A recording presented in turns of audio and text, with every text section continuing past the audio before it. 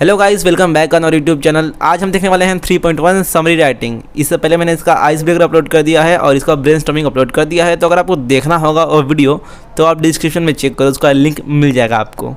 तो ये 12th वालों के लिए भी काम आता है समरी राइटिंग, 10th वालों को भी काम आता है और 11th वालों को भी काम आता है। ये 4 मार्क्स के लिए पूछा जाता है, तो बहुत ही इंपॉर्टेंट है, एक राइटिंग स्किल का पार्ट है, आपको समझना चाहिए। तो आइए सबसे पहले जानते हैं कि समरी राइटिंग होता क्या है। इसका सिंपल सा डेफिनेशन आपके टेक्स्ट बुक में दिया है, आइस ब्रेकर में स्टार्टिंग में दिया है। A summary is a record in the reader onward that give the main point of a piece such a newspaper, article, a lecture, a passage, a chapter और even a whole book। यानी कि summary मतलब जिसे हम हिंदी में कहते हैं सारांश किसी भी चीज़ का, जैसे किसी लेसन का, किसी मेन पैसेज का, उसका हम समरी लिखते हैं, यानी उसे समराइज़ करते हैं एक छोटे से पैसेज में, मेन पॉइंट को लिखते हैं उसके, उसे ही हम समरी कहते हैं।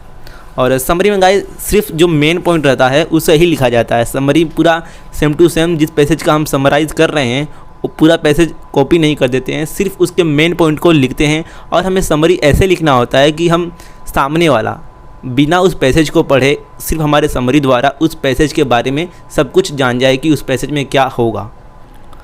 तो आइए सबसे पहले जानते हैं कि समरी राइटिंग में आपको करना क्या है, dos of summary writing.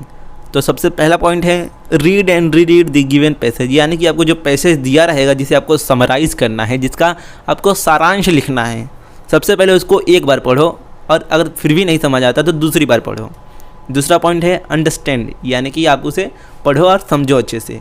Read the instruction, यानी कि अगर आपको वहाँ पर कुछ इंस्ट्रक्शन दिया हुआ है कि कैसे आपको लिखना है, समराइज़ करना है, या फिर आपको कुछ टाइटल भी देना है कि नहीं, तो फिर वो भी करो, इसलिए इंस्ट्रक्शन को अच्छे से पढ़ो।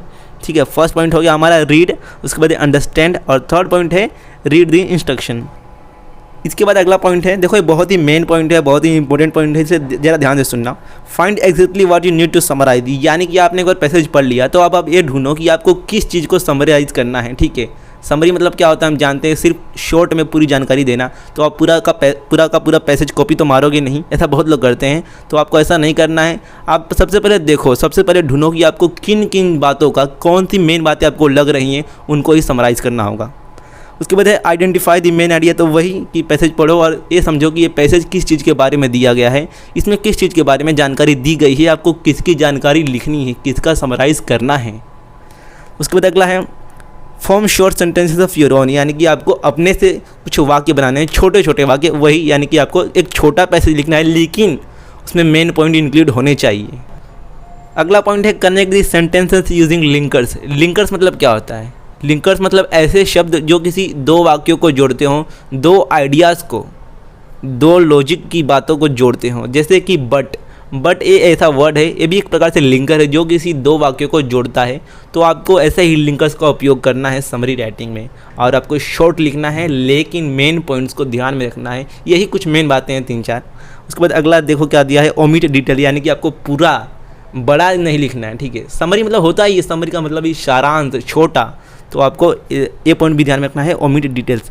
और सबसे लास्ट में है, और ये भी मेन पॉइंट है, अवॉइड योर ओन इंटरप्रिटेशन, यानी कि आपको अपनी बातें बनाकर नहीं लिखनी है, आपको वही लिखना है जो पैसेज में दिया हुआ हो। अगर आपको कुछ समझ नहीं आ रहा है तो आप अपने से बनाकर कुछ मत लिखो।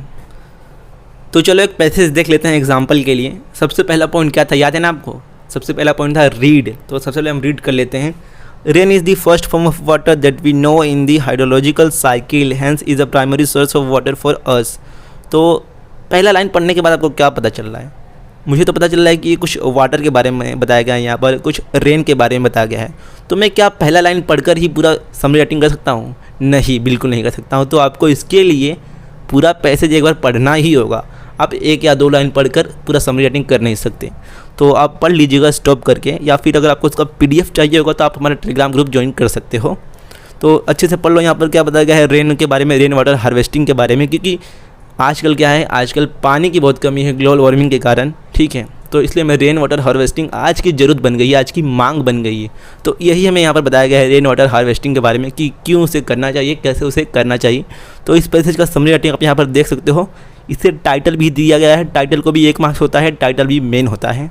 तो टाइटल क्या है, importance of rain water harvesting, और आप ये देख सकते हो कि rain is the primary and reverse, तो यहीं अपन आप देख सकते हो।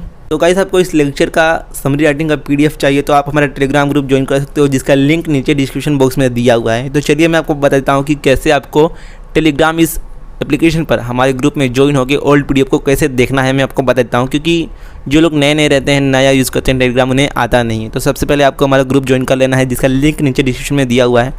तो आपके सामने कुछ ऐसा इंटरफेस खुलेगा, आपको सिंपली इस नेम पर क्लिक करना है, स्मार्ट स्टडी HSC। देन आपको यहाँ पर फाइल का, देखो सबसे पहले मेंबर का ऑप्शन दिख रहा है, मीडिया का ऑप्शन दिख रहा है और फाइल का दिख रहा है। तो आप यहाँ पर फाइल पर क्लिक करो तो आपको पुराना सब PDF मिलेगा। एंड यहाँ पर लिंक पर भी क्लिक करोगे तो बहुत सारे आपको लिंक मिलेंगे गूगल ड्राइव के, कुछ नोट्स के, तो आप सिंपली ऐसे देख पाओगे। तो बस गाइस यही था आज का वीडियो, मिलते हैं अगले वीडियो में, धन्यवाद।